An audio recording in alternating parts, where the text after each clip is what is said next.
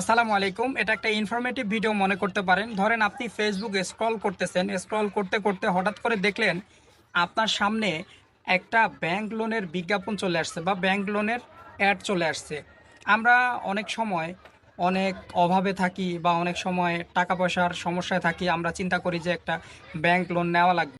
তো এই চিন্তা ভাবনা থেকে আপনি যখন ওই ব্যাংক লোন নেওয়ার জন্য ওই বিজ্ঞাপনে ক্লিক করবেন বা বিজ্ঞাপনে ঢুকবেন, আমাদের কিন্তু ব্যাংক লোন নিতে গেলে অনেক টার্মস অ্যান্ড কন্ডিশন বা অনেক শর্ত পূরণ করা লাগে।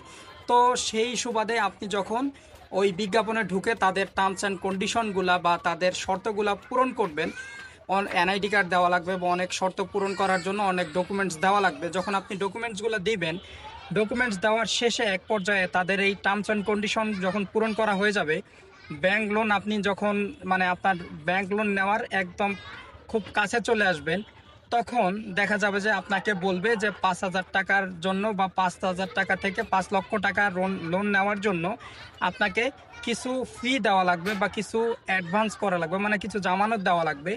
তো এই জামানতটা দিলে আপনি যখন ব্যাংক লোন নেবেন, ওই লোনের সাথে আপনার ওই টাকাটা অ্যাড হয়ে যাবে। তো আপনি মনে করবেন যে যদি ৫,০০০ টাকা নেই বা যদি ৫০,০০০ টাকা নেই, ৫০,০০০ টাকায় আমাকে ৫,০০০ টাকা দিলে এটা কোনো ব্যাপার না।